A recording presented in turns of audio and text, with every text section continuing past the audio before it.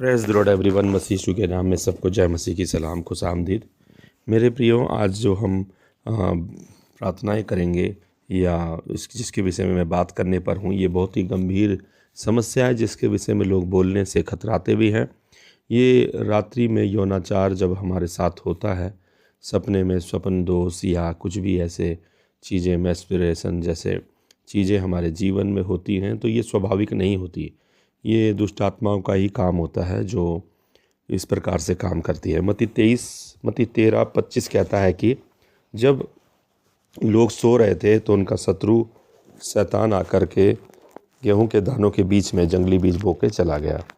तो ये वही पुराना शत्रु है जो जंगली बीज बोता है उन समयों पर जब आप लापरवाह रहते हैं, उन समयों पर जब आप सोते रहते हैं, उन समयों पर जब आप सोचते हैं कि सब कुछ भी नहीं है, अब आप प्रार्थना करना बंद करते हैं, उन्हीं समयों पर ये काम करता है। देखिए, कई बार हो सकता है कि स्वप्न में जो भी आपके साथ यौनाचार हो रहा है तो वो आपके जीवन में कोई बीमारी भी डाल सकता है।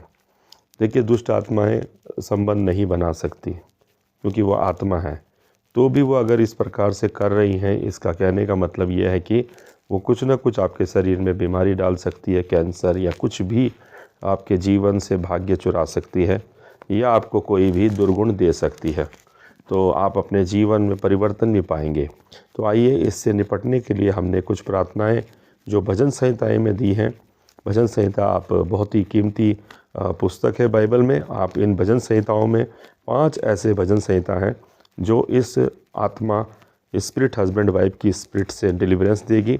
इसे बोलते हैं आत्मा, पति पत्नी की आत्मा। इसी आत्मा का नाम इंकुबुस और सिकबुस भी कहा जाता है।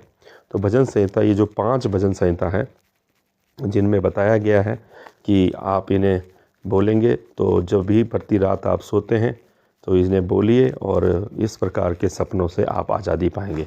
आइए, उन 5 भजन संहिताओं के मैं नाम लूँगा। भजन संहिता 108, भजन संहिता 68, भजन संहिता 35 और भजन संहिता 109 और भजन संहिता 91। ये 5 भजन संहिता है और सेट में लेने हैं। भजन 108 और 168 एक साथ पढ़ना है और भजन संहिता 35 और 109 एक साथ पढ़ना है और तीसरे हिस्से में भजन संहिता 91 पढ़ना है।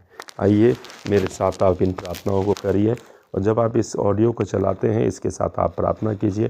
प्रतिदिन इसे चलाकर आप आगे अपने जीवन के लिए आशीष भी पा सकते हैं और इन आत्माओं से आपको अवश्य छुटकारा मिलेगा। आइए हम प्रार्थना करेंगे। हे परमेश्वर, मेरे हृदय स्थिर है, मैं गाऊंगा, मेरी आत्मा भी भजन करेगी। ए सारंगी वीणा जागो, मैं आप पाँव फटते ही जाग उठूँगा। हे यहोवा, मैं देश देश के लोगों के मध्य में तेरा धन्यवाद करूँगा, राज्य राज्य के लोगों के मध्य में तेरा भजन गाऊँगा, क्योंकि तेरी करुणा आकाश से भी ऊंची है, तेरी सच्चाई आकाश मंडल तक है। हे परमेश्वर, तू स्वर्ग के ऊपर हो और तेरी महिमा सारी पृथ्वी के ऊपर हो, इसलिए कि तेरे प्रिय छुड़ाए जाएं। तू अपने दाहिने हाथ से बचा ले, हमारी विनती सुन। हे परमेश्वर, अपनी पवित्रता में होकर तूने कहा है, मैं प्रफुल्लित होकर शकेम को बांट लूँगा, सुकोत की तराई को न पाऊँगा। गिलाद मेरा है, मनस्से भी मेरा है, एप्रैम मेरे सिर का टोप, यहूदा मेरा राजदंड, मोआब मेरे धोने का पात्र है। और मैं एदोम पर अपना जूता फेंकूँगा, पलिश्त पर मैं जय जयकार करूँगा। मुझे गढ़ वाले नगर में कौन पहुँचाएगा? एदोम तक मेरी अगुवाई किसने की है? हे परमेश्वर, क्या तूने हमको त्याग नहीं दिया? हे परमेश्वर, तू हमारी सेना के आगे आगे नहीं चलता। शत्रुओं के विरुद्ध हमारी सहायता कर, क्योंकि मनुष्य का किया हुआ छुटकारा व्यर्थ है। परमेश्वर की सहायता से हम वीरता दिखाएंगे, हमारे शत्रुओं को वही बांटेगा। ये हमने भजन संहिता 108 पढ़ा है। अब भजन संहिता 68। हे परमेश्वर, परमेश्वर उठे, उसके शत्रु तितर बितर हो जाएं, उसके बैरी उसके सामने से भाग जाएं। जैसे धुआं उड़ जाता है वैसे ही तू उनको उड़ा दे, जैसे मोम आग की आँच से पिघल जाता है वैसे ही दुष्ट लोग परमेश्वर की उपस्थिति से नष्ट हो। अब हम पढ़ेंगे भजन संहिता 35। हालेलुया। इसको आप पूरा पढ़िएगा, मैं अभी इतना पढ़ रहा हूँ। हे यहोवा, जो मेरे साथ मुकदमा लड़ते हैं उनके साथ तू भी मुकदमा लड़, जो मुझसे युद्ध करते हैं उनसे तू भी युद्ध कर। आप भजन संहिता 109 पढ़ेंगे।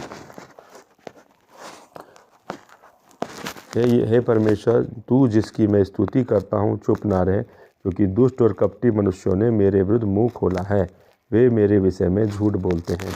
अब भजन संहिता 51 पढ़ेंगे। जो परम प्रधान की छाया विस्तार में बैठा रहे, वो सर्वशक्तिमान की छाया में ठिकाना पाएगा।